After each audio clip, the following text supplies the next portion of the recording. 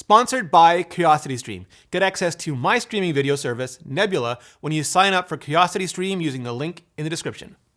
It's now 2020, and I still can't watch 4K YouTube on almost any of my Apple stuff. I can watch 4K almost everything else, from iTunes to Netflix to Disney Plus to Vimeo, just not YouTube. And I can watch 4K YouTube on almost everything else, from Roku to Amazon to Chromecast, just not on any of my Apple stuff. So why? And more importantly, when is it all just gonna get fixed? I'm Rene Ritchie, and this is Vector. The short answer is that, unlike HD, where pretty much everyone supported H.264 for video encoding and decoding, 4K has been split between almost everyone, including Google supporting H.265, aka HEVC, and YouTube supporting only the competing codec VP9. Since YouTube won't support HEVC and Apple won't support VP9, their shared users and customers, us, well, we get screwed right down the middle. The good news is the next generation codec, AV1, seems to be supported by just about everyone again, including Apple and YouTube. So once we get out of these awkward, angsty tech teenage years, it should be smooth viewing once again. When will that be? Well, that brings me to the long answer. H.264 was and is the codec standard for HD video up to and including 1080p. But the issue with it is that it's not free and open source. It has to be licensed from a patent pool company, MPEG-LA, which charges a royalty for that license. In the early days, there was a lot of uncertainty about those licenses and royalties, but it eventually calmed down to the point that virtually everyone came to support H.264, even Google and YouTube. There was a problem though. Free and open source software.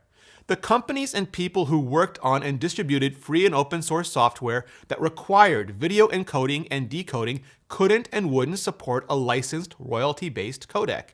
And Google's VP series, back then VP8, became the only really realistic alternative.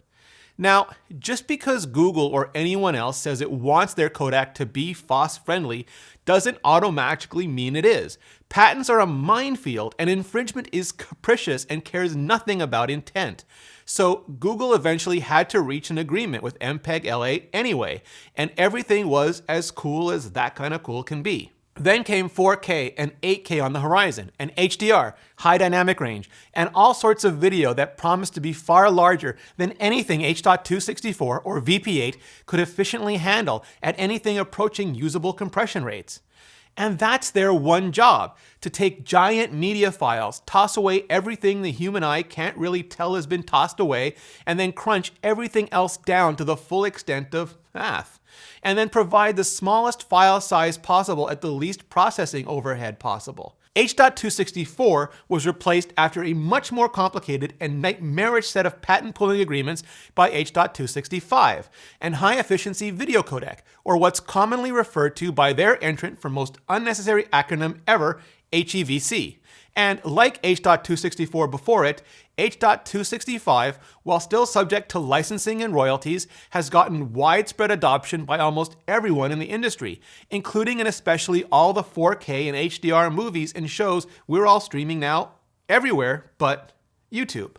Because this time, instead of supporting H.264 the way they had with HD, YouTube chose to only support VP9, the successor to VP8, and main alternative for 4K and HDR video. Why doesn't Google support HEVC as well?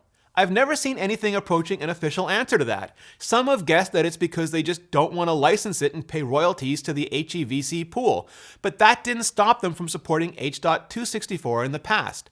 Others have guessed that it's because YouTube doesn't want to have to transcode videos into both VP9 and HEVC, but that's what they're doing for every video still up to 1080p anyway.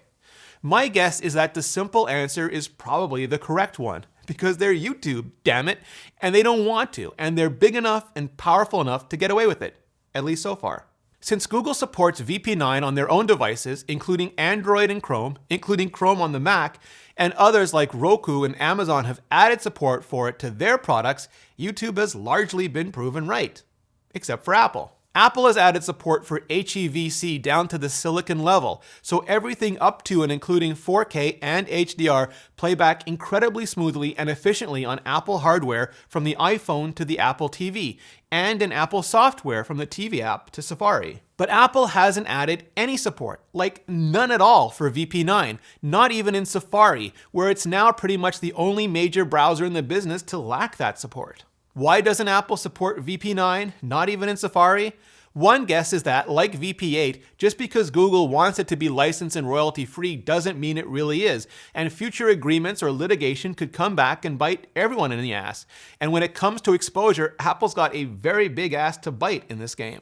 Another, simpler and probably more correct guess is because they're Apple, damn it, and they don't want to, and they're big enough and powerful enough to get away with it, at least so far. And while Google does do software-based VP9 decoding in Chrome on the Mac, as do other browsers not named Safari, they either can't or simply won't in the more highly restricted iOS environment and even more highly restricted tvOS environment, so no software decode in the YouTube app on iPhone, iPad, or Apple TV. Now, some people will tell you HEVC is also technically better than VP9, and others will, of course, argue that no, VP9 is actually technically better than HEVC, and they'll all shake their tiny Vader fists at each other on every subreddit they can find. It's worth noting, as I've said before, that while Apple supports HEVC and only HEVC across their products, Google is actually kind of fragmented here as well. They support VP9 and only VP9 for 4K playback and beyond on YouTube, but on their Pixel phones they support HEVC and only HEVC for 4K capture. And that's actually pretty telling. If you want to blame one or the other, let me know who you choose to hold accountable in the comments. But for me, ultimately, for users, for customers, we don't care. We don't. We just want all our content, including all our YouTube, to work on all our stuff, including all our Apple stuff. And it's not our job to make it all just work. It's YouTube's and Apple's. So enter Alliance for Open Media Video 1, or AV1.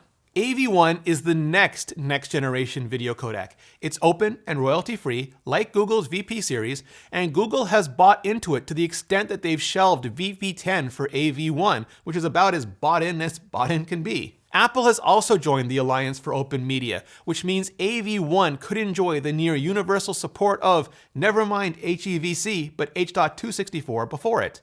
There will still be patent issues to work out, because there are always patent issues to work out, and it still take a while, because you can never expect these things until you actually see them. But if everyone just does their jobs and puts users and customers first, we could be looking at codec peace in our time. Which is exactly the same reason we're making Nebula. Nebula is the video platform built by and for independent creators like Legal Eagle, Tierzoo, Polyphonic, Wendover, Kento Bento, Half as Interesting, Super Bunny Hop, 12-Tone, and yours truly. We're building it because we want a place for educational creators to try out new content ideas that just might not work on YouTube, or for people who simply don't want to watch on YouTube. And because it now comes bundled with CuriosityStream, you also get access to thousands of documentaries and series, like Trek Nation, from the son of the creator of Star Trek, that explores his famous father's creation and how it has affected people, including, hopefully, the people in charge of getting AV1 done and out into the world. By signing up for just $19.99 a year, you won't just be helping me out, but the entire educational community, as we work together to build a place where we can create the kind of content you really want us to create. Just go to curiositystream.com/vector for unlimited access to the world's top documentaries and nonfiction series, and now Nebula as well. And enter the promo code VECTOR to start your membership completely free for the first 31 days. Thanks, CuriosityStream, and thanks to all of you for supporting the show. So, yeah, long answer long. But that's why it's 2020 and we still can't watch 4K YouTube on almost any of our Apple devices. Now, hit like if you do, subscribe if you haven't already, codec that bell gizmo, otherwise YouTube simply will not tell you when new videos go live, and then hit up the comments and let me know what you think. Thanks for watching. See you next video.